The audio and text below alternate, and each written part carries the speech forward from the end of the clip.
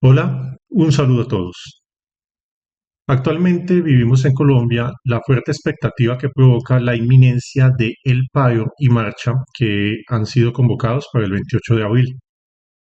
Esta es quizás la ocasión en la que más sectores han coincidido en una convocatoria a marchar y también es quizás la ocasión en que más carga emocional acompaña una convocatoria de esta naturaleza.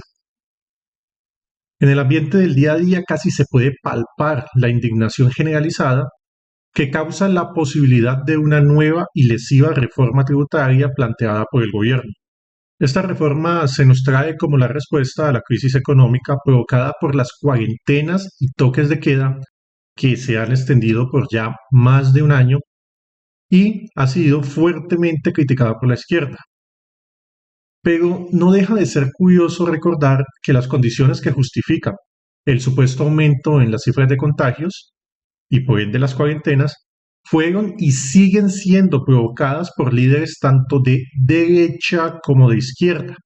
Finales de fútbol con público, marchas de protestas, días sin IVA, reuniones multitudinarias con los comerciantes en las plazas de mercado, recepción de cruceros y aviones provenientes de países contagiados en los indicios de la pandemia, etcétera. Todas estas acciones y decisiones que han sido tomadas indistintamente por los políticos de ambos sectores. Y ahora, cuando la economía está arruinada, parecen dividirse en dos bandos, los que apoyan la reforma y los que se oponen a ella. Pero en verdad son dos bandos. Como todos saben, el 1 de mayo es conocido como el Día Internacional del Trabajo.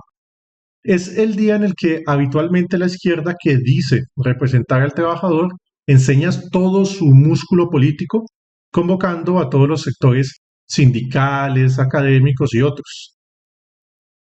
Y es cuando menos curioso que el gobierno haya destinado justamente esta época para proponer el debate de una reforma tributaria a la que obviamente se iban a oponer de manera casi natural todos los sectores que habitualmente se manifiestan durante el Día del Trabajo. Estratégicamente es quizás una de las peores épocas para presentar justamente una reforma tributaria. Pero supongamos que este mal cálculo se debe simplemente a una torpeza supina del presidente y de todo su equipo de trabajo. Las reformas tributarias no son una novedad en Colombia, pero esta específicamente causa la indignación del ciudadano del común, pues es mucho lo que se ha dicho acerca de que grabará con un fuerte IVA a muchos de los productos de la canasta familiar, tema extremadamente sensible que añade leña al fuego. El discurso de la izquierda contra el gobierno señala que de qué forma la derecha siempre legisla contra el ciudadano, lo cual es verdad. Y con esta reforma, el gobierno se muestra ansioso de concederle toda la razón a la izquierda. Y aquí recordamos otro suceso curioso, porque otra de las quejas que la izquierda le presenta al pueblo es que el expresidente Uribe es el dueño del país que lo maneja como su finca personal. Bueno, resulta que en la primera semana de este mes, el presidente Duque, que ya había cometido el desacierto de sacar a relucir esta propuesta en una época políticamente tan peligrosa, tuvo otra maravillosa ocurrencia: invitar a los hijos de Álvaro Uribe para discutir con ellos la reforma tributaria en la Casa de Nariño. Otra vez Duque dándole la razón a la izquierda. Y es que está muy claro que esta reunión no tiene la más mínima justificación, porque los hijos de Uribe no son funcionarios de ninguna naturaleza. Pero además es que no era necesaria, porque existen cualquier cantidad de formas en que el presidente Duque se puede comunicar con ellos sin que nadie se dé cuenta. Pero es que además es totalmente absurda, porque ¿qué tiene que hablar Duque con ellos? Que no pueda hablarlo, por ejemplo, con el propio Álvaro Uribe o con la gente del Centro Democrático. Entonces este movimiento ni se justifica, ni era necesario y no tiene ningún sentido. ¿Para qué sirvió entonces? Bueno, sirvió básicamente para darle la razón a la izquierda y promover la indignación de la gente. Otra vez. Pero avancemos y examinemos la joya de la corona. Con los ánimos caldeados y a 10 días de la marcha, el gobierno despliega otra de sus hábiles maniobras. Nos referimos a la presentación de una entrevista concedida a la revista Semana. Estoy seguro que esa entrevista está muy presente en la mente de los colombianos por la fuerte polémica que levantó. ¿Polémica por qué? Pues por esto. O sea que ni le pregunto si sabe cuánto vale un huevo. Pues depende de si es, depende de la calidad, pero digamos que 1.800 pesos la docena o algo así. Como era de suponer, estas palabras rebosarían la copa de la paciencia de un gran porcentaje de la población colombiana y sin duda terminaría de empujar al paro a los que todavía estuvieran dubitativos al respecto. Pero analicemos como siempre esto a fondo. La entrevista fue llevada a cabo por la periodista Vicky Dávila, periodista que la izquierda acusa, y con razón, de ser plenamente amiga del gobierno.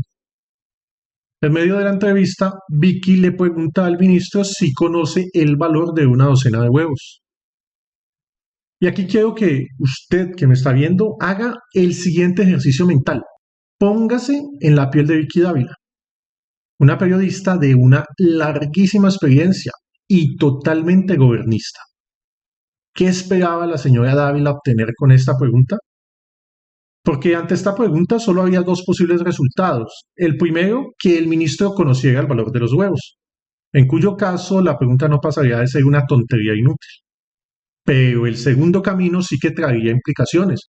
Si el ministro, como sucedió, no conociera el valor de los huevos, la gente que de por sí ya estaba bastante molesta y enardecida se enfurecería aún más, con toda razón, y una vez más se le daría la razón a la izquierda cuando acusa al gobierno de ser un grupo de elitistas desconectados de la realidad del pueblo más humilde. Entonces, ¿por qué Vicky Dávila le pone una trampa tan peligrosa al ministro? ¿Tiene algún sentido hacer eso a 10 días del paro? ¿Otro error a favor de la izquierda? ¿Otra torpeza? La verdad es que el gobierno no deja de clavarse una y otra vez con saña el cuchillo a sí mismo. A la luz de los múltiples suicidios cometidos por el gobierno este mes, casi resulta una anécdota sin importancia el video que fue tendencia en redes sociales a 7 días del paro. Nos referimos al video donde el señor Briaño, comediante, critica la reforma y asusa aún más el descontento usando a su provocador personaje Juanpis. Otro elemento más que va incrementando la agitación de las masas el día o los días previos al paro del 28. Y el asunto curioso que al respecto no podemos dejar pasar de largo es, ¿no es extraño que al señor Briaño se le permita filmar su provocador sketch usando las instalaciones del mismísimo Congreso de la República? Con todo lo que acabamos de examinar y otros sucesos más pequeños que han caracterizado al gobierno del presidente Iván Duque, uno no puede sacarse de la cabeza que Colombia es como un barril de pólvora al que el gobierno le acerca cada vez más una gigantesca antorcha. ¿Con qué finalidad? La única que se me ocurre es para hacerlo explotar. ¿Por qué el gobierno impulsa tanto un paro contra sí mismo? ¿De verdad nos vamos a decir que lo hacen porque son muy torpes, porque son tontos? ¿O los tontos seremos nosotros que somos incapaces de analizar y entender los movimientos estratégicos en los que estas personas son expertos? Ya sé que a muchos de los que vean este video les costará aceptar que el paro del 28 es provocado por el mismo gobierno.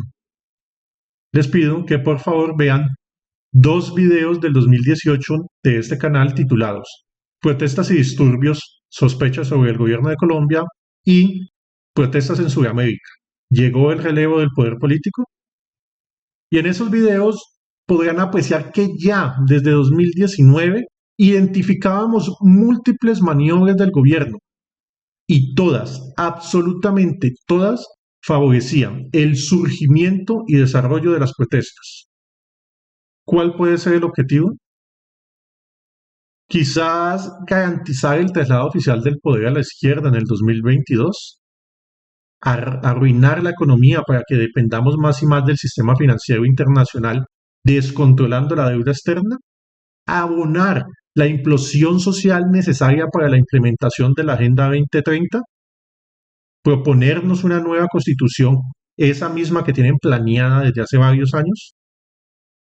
Perfectamente podría hacer todo esto al mismo tiempo. ¿Acaso después de graves disturbios el gobierno entrará en razón y nos dirá que retira la reforma tributaria y que más bien va a vender unos pocos activos sin importancia de la nación?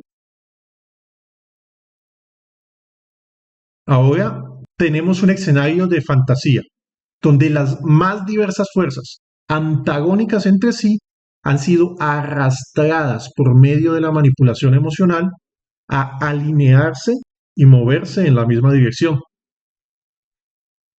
Acerca de a dónde nos lleva esto, sabremos la verdad en los próximos meses. Buen día.